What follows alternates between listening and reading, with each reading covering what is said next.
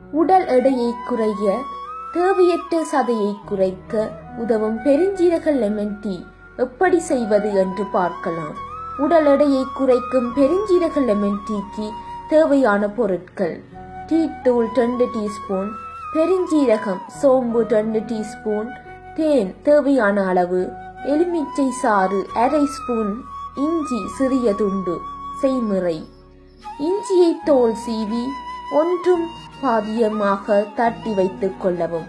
பெருஞ்சீரகத்தை வெறும் வாணலியில் வறுத்துக் கொள்ளவும். 1 கப் தண்ணீரை அடுப்பில் வைத்து டீ தூளை போட்டு கொதிக்க விடவும். நன்றாக கொதிக்கும் போது வறுத்த பெருஞ்சீரகம், இஞ்சியை போட்டு அதுவும் சேர்ந்து நன்கு கொதித்த பிறகு இறக்கி வடிகட்டவும். வடிகட்டிய டீயில் தேன், எலுமிச்சை சாறு கலந்து பருகவும். பயன்கள்: எடை குறைப்பதற்கு அருமையான பானம் இது.